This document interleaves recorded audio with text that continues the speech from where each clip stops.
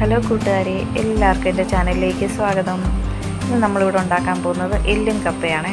അതിനായിട്ട് കഴുകി വെച്ചിരിക്കുന്ന ഇറച്ചിയിലേക്ക് ഇഞ്ചി, വെളുത്തുള്ളി ചതച്ചത്, കറിവേപ്പില, അരിഞ്ഞു വെച്ചിരിക്കുന്ന സവോള, പച്ചമുളക്, മുളക് പൊടി, മഞ്ഞൾപ്പൊടി, ഗരം മസാല, മീറ്റ് മസാല, മല്ലിപ്പൊടി എന്നിവ ചേർത്ത് അല്പം വെള്ളം കൂടി ചേർത്ത് നന്നായി മിക്സ് ചെയ്തെടുക്കുക. നമ്മുടെ ആവശ്യത്തിനുള്ള ഉപ്പും കൂടി ചേർക്കണേ. അതിനുശേഷം അടുപ്പിൽ വെച്ച് നന്നായി വേവിച്ചെടുക്കുക.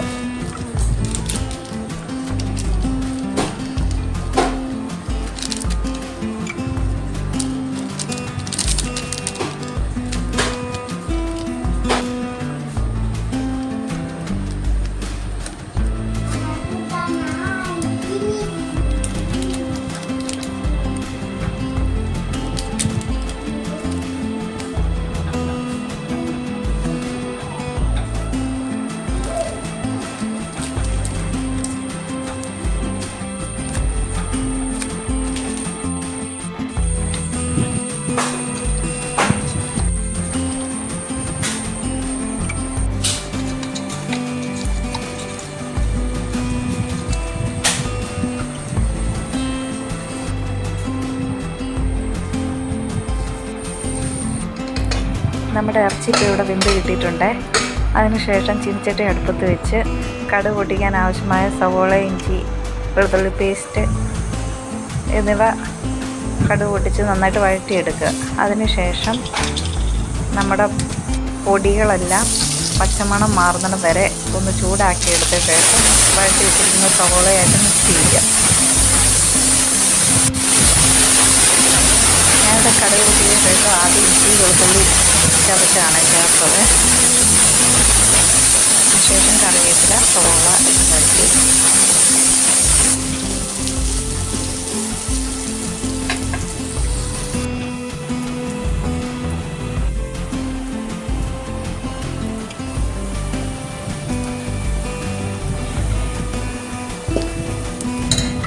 പൊടി കരിഞ്ഞു പോകരുത്, ഒന്ന് ചൂടായി എടുക്കുകയേ ചെയ്യാവുള്ളൂ.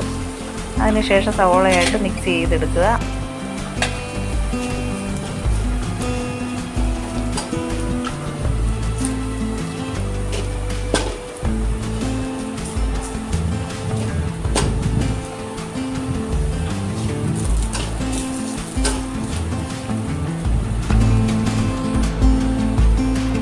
നമ്മുടെ വഴറ്റി വെച്ചിരിക്കുന്ന സവോളയിലേക്ക് നമ്മുടെ കറി മിക്സ് ചെയ്ത് നന്നായി യോജിപ്പിച്ചെടുക്കുക.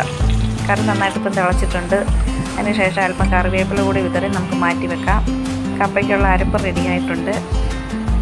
കപ്പ വെന്തതിന് ശേഷം അരപ്പ് ചേർത്ത് മിക്സ് ചെയ്തെടുക്കുക. അതിനുശേഷം വേവിച്ച് വെച്ചേക്കുന്ന ഇറച്ചിയുമായിട്ട് യോജിപ്പിച്ച് വെക്കുക. ഇത് കടുക് പൊട്ടിക്കാൻ വേണ്ട സാധനങ്ങളാണ് ഇത് വഴറ്റുന്നത്. എല്ലും കപ്പയും നന്നായി മിക്സ് ചെയ്ത് യോജിപ്പിച്ച ശേഷം നമ്മൾ ഈ വഴറ്റി വെച്ചേക്കുന്ന സവോള മിശ്രിതം കപ്പയുടെ മുകളിലേക്ക് വിതറിയിട്ട് കൊടുക്കുക. ഇങ്ങനെ ചെയ്യുന്നതിലൂടെ കപ്പയ്ക്ക് നല്ലൊരു മണവും രുചിയും നമുക്ക് കിട്ടുന്നതാണ്. 10 മിനിറ്റ് അടച്ച് വെച്ചതിന് ശേഷം നമുക്ക് കപ്പ വിളമ്പാം.